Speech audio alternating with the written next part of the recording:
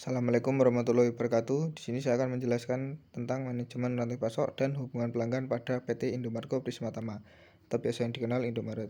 Sebelumnya perkenalkan, nama saya Daud Ibnu Mustafa dengan NIM 190101241. Profil perusahaan. Indomaret merupakan jaringan minimarket yang menyediakan kebutuhan pokok dan kebutuhan sehari-hari dengan luas penjualan kurang dari 200 meter persegi. Dikelola oleh PT Indomarko Prismatama, cikal bakal pembukaan Indomaret di Kalimantan, dan toko pertama dibuka di Ancol, Jakarta Utara. Tahun 97, perusahaan mengembangkan bisnis gerai waralaba pertama di Indonesia. Setelah Indomaret teruji dengan lebih dari 230 gerai.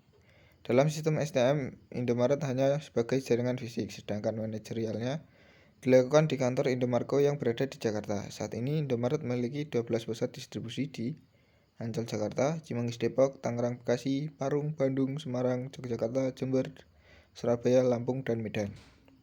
Dengan sistem SCM, maka Indomaret telah bekerja sama dengan beberapa perusahaan lain maupun sumber pensuplai barang yang lain. Selain itu, Indomaret juga bekerja sama dengan perusahaan yang mendukung retailernya, misalnya bank, penukar uang, dan instansi lain. 1. Pengembangan produk. Dalam mengembangkan produk PT Indomarko Prismatama yang bergerak di bidang retailer, maka produk tidak diproduksi sendiri, melainkan menjual produk dari perusahaan lain. Mayoritas produk yang dijual adalah barang-barang kebutuhan sehari-hari, namun kini Indomaret juga menjual produk dengan brand Indomaret dari supplier. 2. Pengadaan. Indomaret memilih supplier dan mengevaluasi kinerja supplier, melakukan pembelian bahan baku dan komponen, memonitor supplieris, membina dan memelihara hubungan dengan supplier. Sebagai contoh, untuk produk-produk pertanian dan peternakan, PT Indomarko Prismatama menetapkan standar mutu agar dapat dijual di Indomaret. Salah satunya untuk telur ayam kampung, Indomarko menetapkan supplier harus mampu memenuhi 10.000 butir telur setiap minggunya. 3. Perencanaan dan pengendalian. PT Indomarko dalam pelaksanaan selalu melakukan perencanaan pemerintahan konsumen. Apabila dalam retail Indomaret cabang tertentu konsumen lebih banyak, maka persediaan barang akan dilakukan dalam jumlah lebih besar. Selain itu, pengendalian dengan selalu mengecek persediaan dan tanggal kadaluarsa untuk di-repair agar produk yang dijual tidak ada yang rusak. 4. Produksi.